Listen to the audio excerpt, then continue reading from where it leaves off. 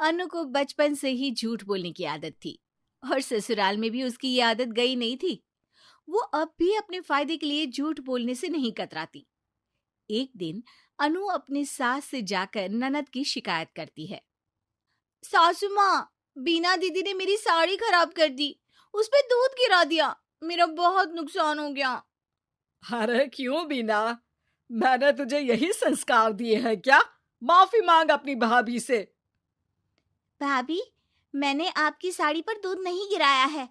मैं दूध लेकर जा रही थी और आपने मेरी टांग में टांग अड़ा दी थी, तो मैं दूध लेकर साड़ी पर गिर गई।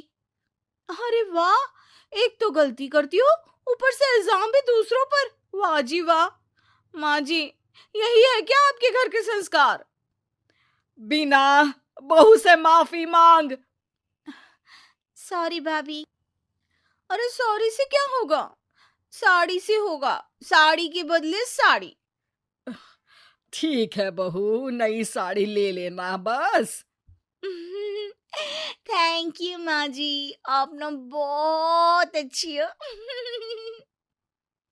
माँ, भाभी की साड़ी पुरानी हो चुकी थी, उनको नई साड़ी चाहिए थी, इसलिए उन्होंने ये ड्रामा किया, आपको पागल बना दिया माँ।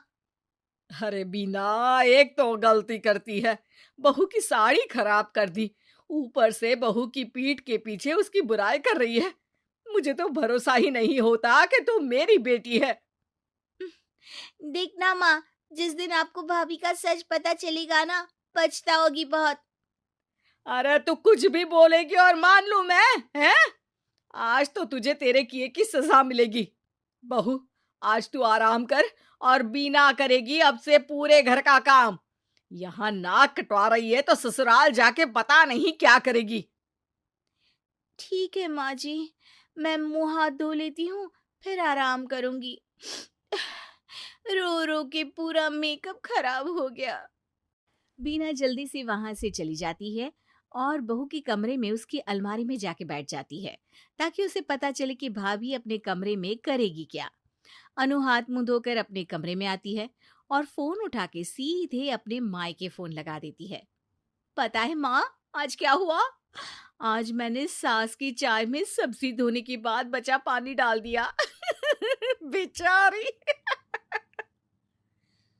ओह, तो भाभी हर बात अपनी माँ को बताती है। अच्छा माँ, अब ना मैं सोने चली, बहुत आराम करना है आज मुझे। थोड़ी देर में अनु की नींद लग जाती है। बीना उसका फोन उठाती है और फोन में कुछ करने लगती है, फिर वहां से चली जाती है। वो सीधे माँ के पास जाकर माँ के कान में कुछ कहती है। ठीक है, अब तू इतने यकीन से कह रही है तो ये भी कर लेती हूँ। पर भाभी पर तेरा शक गलत निकला ना तो बहुत बुरी सजा मिलेगी तुझे। ठीक है माँ, सच सामने लाकर ही रहूंगी, चाहे फिर सजा ही मिल जाए। अगले ही दिन काम को लेकर बीना और अनु में बहस हो जाती है। बीना, तुम यहाँ पैदा हुई हो, तुम्हें इस घर का ज्यादा काम करना चाहिए।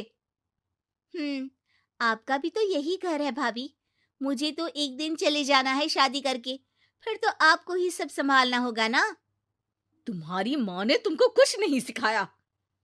आपकी माँ ने सिखाया है तो आप ही कर लो ना काम।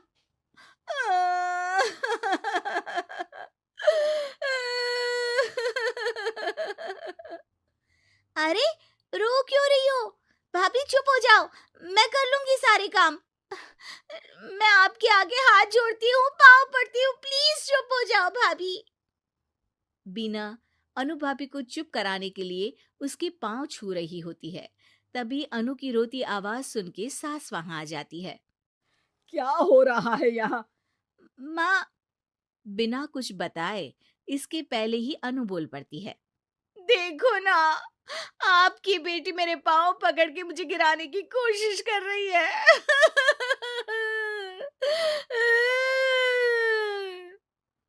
अरे भाभी, ये क्या बोल रही हो? अरे चुप कर बीना, तूने तो बहू के सामने मेरी नाक ही कटवा दी। इसके मायके वालों को जब ये बात पता चलेगी तो क्या होगा? पर पर भाभी झूठ बोल रही है माँ। मैंने भी देखा, तू उसके पांव पकड़ रही थी। वो तो मैं पाँव पड़ रही थी ताकि भाभी चुप हो जाए। तू ना आज किचन में सोएगी और खाना भी नहीं मिलेगा तुझे। बहुत बदतमीज हो गई है। अनु को लग रहा था कि उसका झूठ सफल रहा, लेकिन बीना का प्लान काफी हद तक आगे बढ़ रहा था। जैसे बीना ने सोचा था, अनु ने अपनी माँ को कॉल किया, लेकिन बीना ने उस दिन अनु के फोन से अपनी माँ का नंबर उसकी माँ के नाम से सेव कर दिया था। बस फोन चालू होते ही अनु ने सच उगलना शुरू कर दिया। वो बेचारी तो मेरे पाँव छू रही थी, लेकिन मैंने बोल दिया कि पाँव पकड़ के गिरा रही है। और मेरी बेवकूफ सास मान भी गई। हाँ हाँ, सास तेरी बेवकूफ तो है जो तेरी बातों में आती रही। माँ जी, आप वहाँ इतनी जल्दी मेरे मायके कैसे पहुंच गई? बीना और सास अनु के कमरे में आके उसे अपना प्लान बता देती हैं कि कैसे उन्होंने बीना के झूठ को पकड़ लिया। इस बार अनु सास के पांव पकड़ लेती है और माफी मांगती है। ए, पाँव छोड़, मुझे गिराएगी क्या?